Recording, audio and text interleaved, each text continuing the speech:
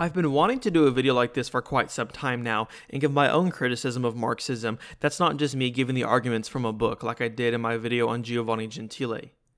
Ultimately, the goal of this video is to debunk the myth that I hear from many people in our circles who say things like, Marx had good criticisms of capitalism, but the problem was that he gave bad solutions. I hope to show in this video that Marx can't even really be given credit for criticizing capitalism, as I will show practically all that we critique capitalism for, Marx actually praises capitalism for. This video is going to be quite longer than my other videos, but I wanted to be thorough and show the poverty of Marx's philosophy, which will complement my video on Gentile and the videos that people like Keith Woods have done on Marx, which were in part the inspiration for this video. Enjoy. The foundations of Marx's philosophy lies in a so-called correction of German idealism, specifically of Hegel. While followers of the German school of idealism would say that Marx and his associates flipped Hegel on his head to contrive communism out of Hegel's thought, Marxists would argue to the contrary, that they put Hegel on his feet and made him make sense. Don't worry though, this video will not be an elaboration of Hegel's philosophy. Rather, I will simply explain enough to describe Hegel's philosophy of history, which the Marxists adopt. The first thing people should do is throw out, unlearn, and scrap the notion that you may have heard about Hegel that his philosophy of history can be simplified to thesis, antithesis, and synthesis, where you have a thesis that is confronted by an antithesis, which results in some sort of synthesis, which is again confronted by an antithesis, and so on and so forth.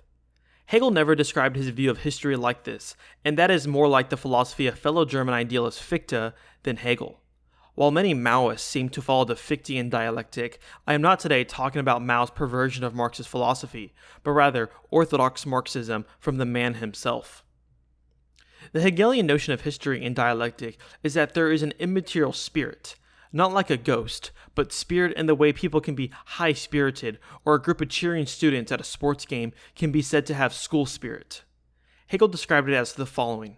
The spiritual sphere is all-embracing. It encompasses everything that has concerned mankind down to the present day. Man is active within it, and whatever he does, the spirit is also active within him.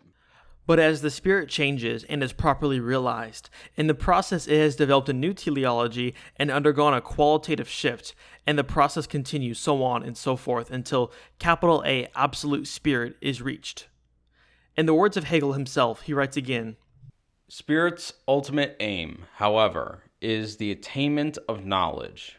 For the sole endeavor of the spirit is to know what is in and for itself, and to reveal itself to itself in its true form. It seeks to create a spiritual world in accordance with its own concept, to fulfill and realize its own nature, and to produce religion and the state in such a way that it will conform to its own concept and be truly itself or become its own idea. The idea of reality of the concept, of which is merely a reflection or expression. This, then, is the universal goal of the spirit and of history. And just as the seed bears within it the whole nature of the tree and the taste and forms of its fruits, so also do the first glimmerings of spirit contain virtually the whole of history. It was famously put that Marxist thought consists of French socialism, British economics, and German idealism. And this is the German idealism part of his philosophy. It is here, albeit in this rather simplified form in this video, that Marx gets his philosophy of history from and sees communism as being a potentiality. Marx, it should be noted, does not take Hegel's philosophy whole cloth. Marx adds materialism into the immaterial idealism of Hegel and creates this weird Frankenstein creature which makes no sense. A subject I dedicated an entire video to in my discussion on Giovanni Gentile and his critique of Karl Marx. For now, the important takeaway is that the Marxist conception of history is not thesis, antithesis, and synthesis, but rather it is the Hegelian view where one stage of history ironically finds its goal or teleology better fulfilled in a different stage of history and undergoes a qualitative shift to better actualize itself. The first thing I wish to note about Marxism is that it is by no means a rejection of the Enlightenment, nor of what is referred to as radical bourgeois thought, as in those like Rousseau, Kant, and Adam Smith. While this may be surprising to many of you listening to this should be no surprise to the honest Marxists who are listening in. Contemporary society is viewed as the unfulfilled promise of the Enlightenment and radical bourgeois thought. The only problem with the French Revolution is that it didn't go far enough in fully actualizing its goal. Many key tenets of Marxism derive from the Enlightenment, such as the idea of a progressive view of history, a class struggle view of history, a new conception of freedom that places emphasis on the power of the individual, secularism, and a rejection of the notion of being that's instead replaced with becoming. The idea that there isn't some sort of platonic form of human nature that should be strived for, but that rather human nature can change, does change, and should change. Lastly, Marx also gets the notion of a classless society from the bourgeois radicals as well with the concept of the third estate. The idea of the French Revolution was that the third estate was going to revolt against the first and second estates, those being respectively the ecclesiastical church caste and the nobility and monarchical caste. The third estate was everything, from the peasant, the peddler, the merchandiser, the shopkeeper, the bankers, the factory owners, the factory workers, and everyone else outside the church and the nobility. Elaborating on this, contemporary Marxist thinker Chris Cutrone writes the following: "But such consciousness of history as the story of human freedom was not at all original to Marxism, but rather had roots in the antecedent development of the self-conscious thought of emergent bourgeois society in the 18th century. Beginning with Rousseau and elaborated by his followers Kant and Hegel. The radicalism of bourgeois thought, conscious of itself, was an essential assumption of Marxism, which sought to carry forward the historical project of freedom. Rousseau wrote that while animals were machines wound up for functioning in a specific natural environment, humans could regard and reflect upon their own machinery and thus change it. This was Rousseau's radical notion of perfectibility, which was not in pursuit of an ideal of perfection, but rather open-ended and infinite adaptability. This was the new conception of freedom, not freedom to be according to a fixed, natural, or divine form, but rather freedom to transform and realize new potential possibilities, to become different and new, other than what we were before. The emergence of bourgeois society gave the promise of a classless society based on the third estate, which encompasses all productive elements of society at the exclusion of the clergy and the nobility. The theory was, now using Marxist terminology, that the bourgeoisie, the proletariat, the petite bourgeoisie, and the peasants would all be able to live in harmony together in a classless society under the mantra of the third estate. While the bourgeois revolution succeeded in gaining power all over Europe and Russia, the promise of the revolution, ideas of radical bourgeois thought and freedom, were not realized.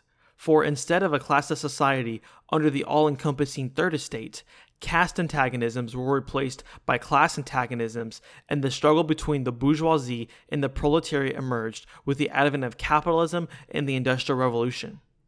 Some examples that Marxists cite as evidence of this includes wage slavery, theft of surplus labor, and workers being alienated from their labor, all of which abandons the ideals of radical bourgeois philosophy, and this is the contradiction of bourgeois society and capitalism which Marx speaks of.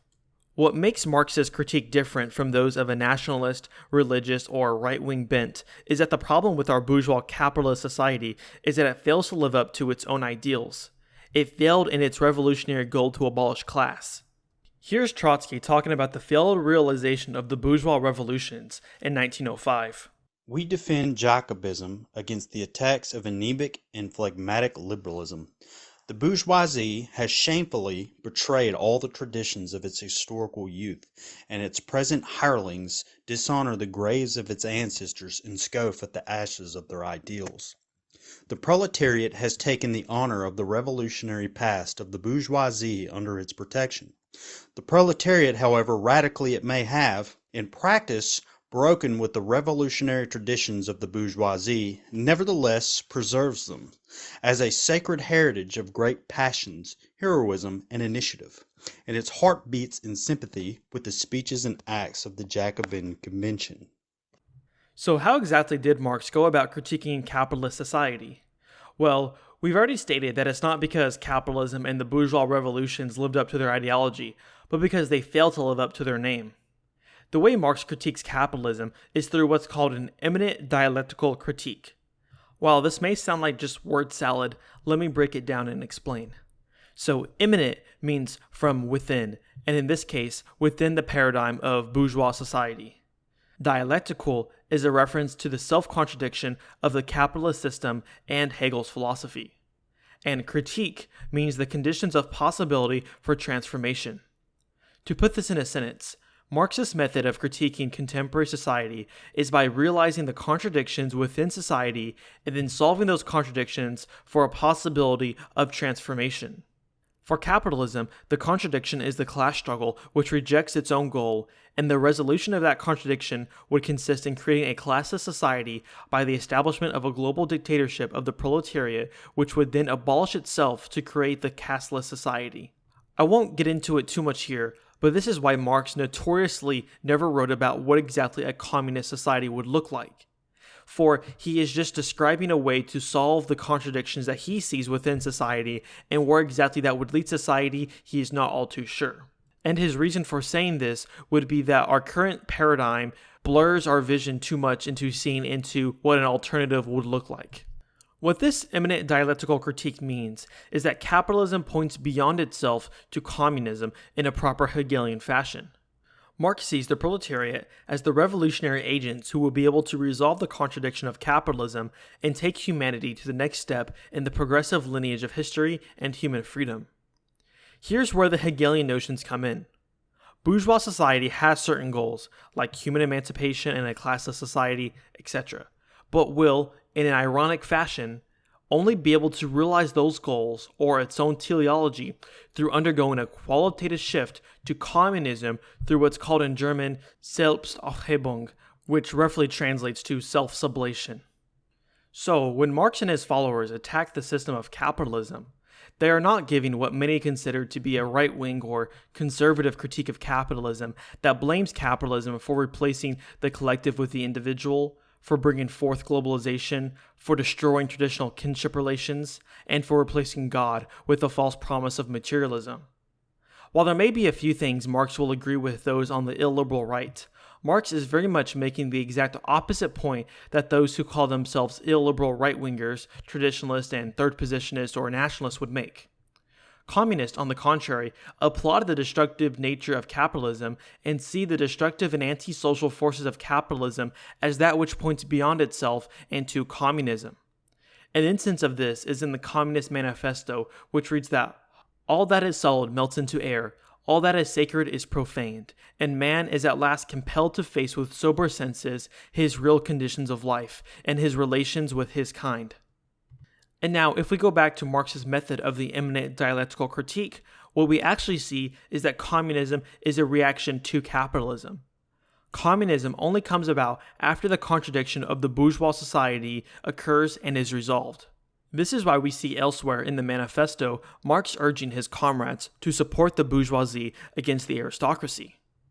In Germany, communists must fight with the bourgeoisie whenever it acts in a revolutionary way against the absolute monarchy, the feudal squirearchy, and the petty bourgeoisie.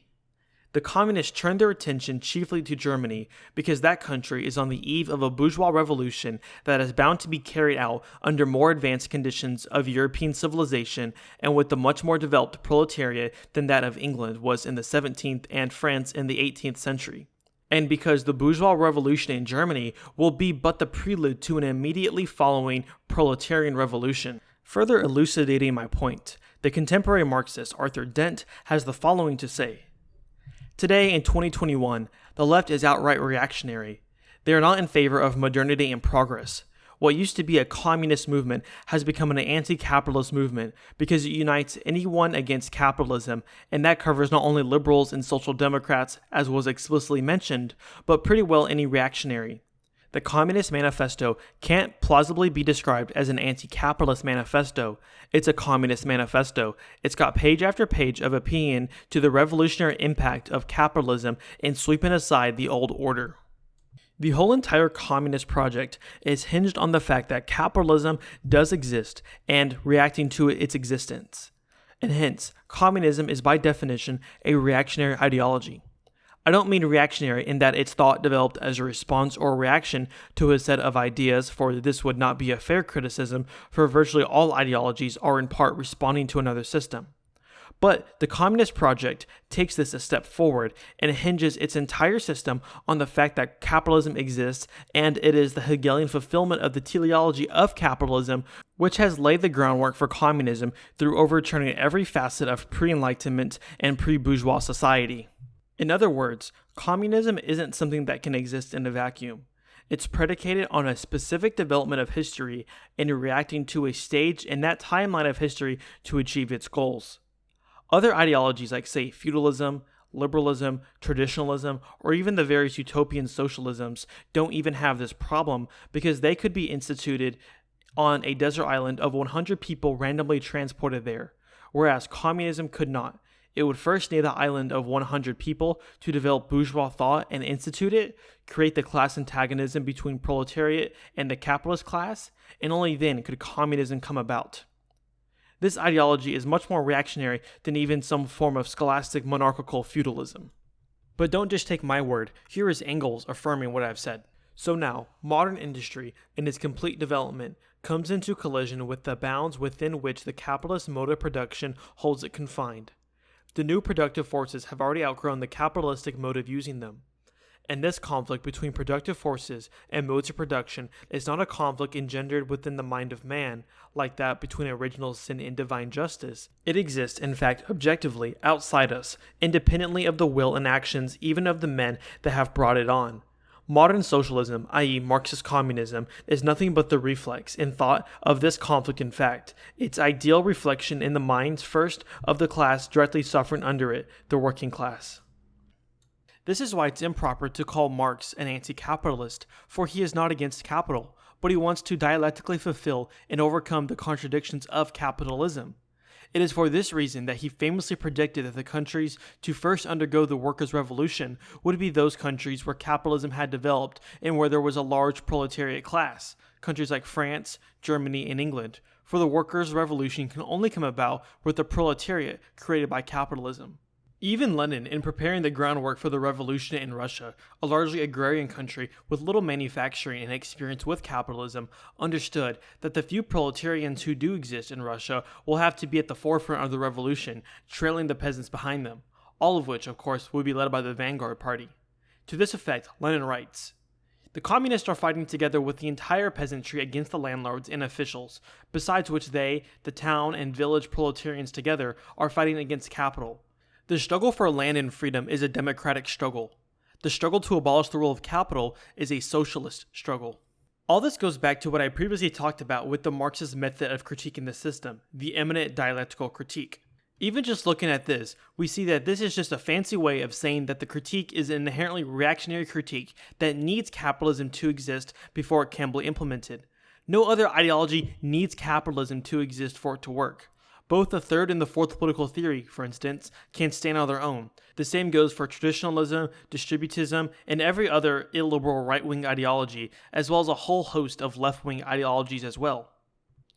Having now established that 1. The radical bourgeois and liberal background of Marxist thought, and 2. How communism only exists as a reaction to capitalism and in the wake of the destruction that capitalism leaves behind, I will now show my third point, that communism completely fails to offer a substantive critique of capitalism. I wish to raise what is now the legitimate question of what exactly Marx would see in 21st century capitalism that he would disagree with. Although the communists claim that capitalism is the perversion of the radical bourgeois revolution, I do not see how this critique can possibly stand any more in the West after having been subjugated to hundreds of years of liberalism and capitalism.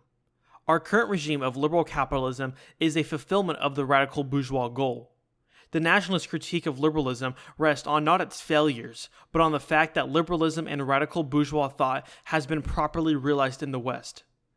Here's Patrick Deneen and how he puts it in his amazing book, Why Liberalism Failed. Bourgeois ideals of individualism and the power of the human being over nature proliferate to the point where now many people openly flaunt their so-called conquest of biology, nature, and evolution through what is known as transgenderism. The pursuit of one's own pleasure and happiness has gotten to a point where one can now make their whole identity off of how they sexually please themselves through fetish culture and gay liberation, with massive applause from high-status individuals and from the real power in our society. But weirdly enough, basing your identity off of where you grew up and have a connection to is reactionary, according to both capitalist and communist. Another example is that the rediscovery of Engels' work attacking the family was a major impetus for second-wave feminism in the Western world, all of which has come to fruition. Women have been liberated from the oppression of marriage and raising their progeny through feminism, no-fault divorce, birth control, abortion, and the welfare state. Meanwhile, men have been relieved of their masculine obligations through the hyperreality of pornography and the dopamine hits of achieving the next level in a video game. And now the new wave of the feminist movement is denying the distinctions between man and women altogether, making Engels himself look like a reactionary. There was once a time in the 19th and 20th century when liberals and communists carrying on the legacy of bourgeois radicalism could march for women, black, and gay liberation. But the problem is that all these issues have been resolved resolutely on the liberal side, or the side of progress as it's so called. Looking at the past 200 years on social issues in the West, one can very easily take a progressive or Whig view of history, seeing history as the constant enlightenment of society and the liberation of more and more groups of people, with the current battle now being the liberation of minor attracted persons after the liberation of transgender people. We are now at the point where merely uttering that there are only two genders, that you are against the mass murder euphemistically called abortion and a woman's choice, or that you believe children should grow up with a loving father and mother and the bond of marriage can lose you your job or even have you banned from being able to open a bank account. Let's look at one prominent Marxist gay rights activist, John D'Amelio. He writes in 1933 that in divesting the household of its economic independence and fostering the separation of sexuality from procreation, capitalism has created conditions that allow some men and women to organize their personal life around their erotic/emotional attraction towards their own sex. It has made possible the formation of urban communities of lesbian and gay men, and, more recently, of a politics based on a sexual identity. By the second half of the 19th century, as the capitalist system of free labor took hold, only when individuals began to make their living through wage labor instead of as parts of an interdependent family unit was it possible for homosexual desire to coalesce into a personal identity, an identity based on the ability to remain outside the heterosexual family and to construct a personal life based on attraction to one's own sex. D'Amelio so far is right. Capitalism has destroyed the family and promoted homosexuality and other alternative lifestyles. The only difference between D'Amelio and me is that he is applauding while I am lamenting. However, D'Amelio continues with an analysis that is now very dated. He asks, how is it that capitalism, whose structure made possible the emergence of a gay identity, appears unable to accept gay men and lesbian in its midst? His answer is that capitalism has a contradictory nature that both undermines the material basis of the nuclear family, while also the ideology of capitalist society has enshrined the family as the source of love, affection, and emotional security, the place where our need for stable, intimate human relationships is satisfied. This is where D'Amelio's criticism fails completely. He sees homophobia existing because of the ideology of the capitalist system. Yet, how does this criticism hold up now? While D'Amelio can plausibly, yet still wrongly, find a reason in 1993 to say capitalism is somehow homophobic, how can this be made now when our capitalist society promotes homosexuality, transsexuality, and is now inching towards promoting pedophilia while at the same time attacking the family in government, business, schooling, entertainment, and every other aspect of society? So D'Amelio applauds capitalism for undermining the family structure and allowing for the emergence of gay identity and gay liberation. Yet he tries to shoehorn in a Marxist critique of talking about the contradictory nature of capitalism and how it is also homophobic. How can anyone say this in 2021, where companies wave rainbow flags, sponsor gay pride parades, donate to LGBT causes, and give social clout to queer lifestyles is beyond me. So it seems that D'Amelio, like virtually all Marxists, underestimated the revolutionary nature of capitalism, and all that is left of D'Amelio's article now is him praising capitalism. So much for a critique of contemporary society. The only possible way that D'Amelio or any other Marxist can critique our modern society on social questions is to simply say that they aren't going far enough. But this would mean that communism is not breaking with the logic of capitalism, but is simply the acceleration of capitalism. While I don't find anything interesting or worthwhile in the Marxist Critique of Capitalism, credit where credit is due. Marx and his followers have pointed out the inherently destructive and revolutionary nature of this ideology. Too bad they themselves just revel in its success. This leads us directly to the next point. Communism is merely the furtherance and acceleration of a liberal worldview and serves as no real basis to critique capitalism. To further illuminate this point, let us look at two of the most poignant critics of liberalism, Carl Schmitt and Ted Kaczynski. If you want further elaboration on Schmitt's political thought, then I would recommend you see my video on Schmitt that I did. But to be brief, Schmitt sees one of the core tenets of liberalism to be a surface-level denial of the friend-enemy distinction that is the basis of all politics of which humans are inherently a part of as fundamentally political creatures. But note that the denial is only nominal. Liberalism claims to reject the friend-enemy distinction altogether, but paradoxically, in actuality, the enemy for liberalism ends up being those who officially recognize the friend-enemy distinction. An obvious example familiar to many is Karl Popper's infamous paradox of tolerance. Popper, a radical liberal, envisioned the open society that is open to all except those who are intolerant. The tolerant open society cannot tolerate those who are intolerant, or, to put it in Schmittian terms, liberalism considers those who accept the friend-enemy distinction as its enemy, despite denying that it believes in the friend-enemy distinction in the first place. Various other examples can be thought of as well, such as a liberal claim to want diversity in all areas except diversity of thought that challenges the notion of diversity in the first place, which is justified by the slogans such as, "Free speech stops at hate speech." Or consider how the liberal conception of human rights seems to end when the human in question represents a challenge to the system, symbolic or actual.